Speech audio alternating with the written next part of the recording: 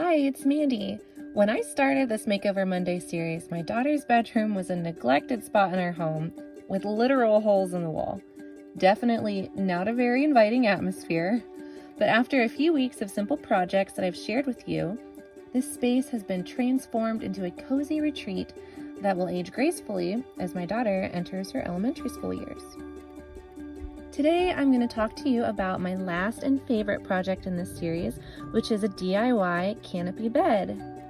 My supplies for this project included 2 wood boards, some brackets and curtain hardware, as well as dyed curtains that were made using the dye technique that I shared in last week's dyed curtain video. To begin, I made a cornice board by joining 2 pieces of lumber with L brackets at the corner, adding additional L brackets at each end and along the top so I could later securely anchor the cornice to the ceiling and walls.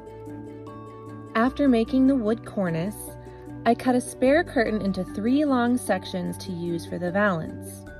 I set aside the strips of curtains that had hemmed edges, and then I used the middle strip with raw edges to cover the inside face and bottom edge of the wood cornice. I stapled the fabric into place along the top of the wood with the right side of the fabric facing the wood and the extra material hanging away from the cornice.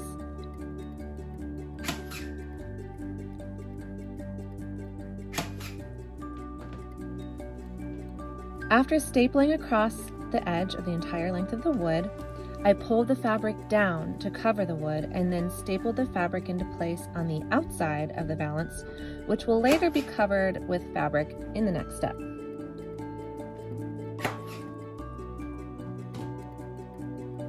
When the inside portion of the wood cornice was completely covered in fabric, I created a valance with one of the curtain strips that has a hemmed edge.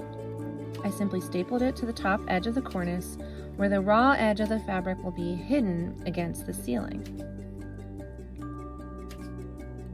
When I got to the corner of the cornice, I continued the valance from the shorter side of the cornice just a few inches onto the long side of the cornice, and then I folded the end of the valance from the long side of the cornice under to align with the end of the board, and then I stapled it into place. Now be sure that all the edges of your valance are hemmed. No raw edges should be visible.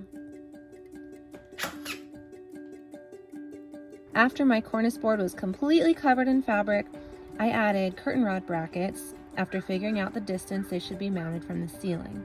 My goal was to have the curtains just barely touching the ground. Here's the nook where the cornice board was to be mounted. I borrowed an extra pair of hands to hold it up while I screwed the supporting brackets into place using heavy-duty drywall anchors on the wall and on the ceiling.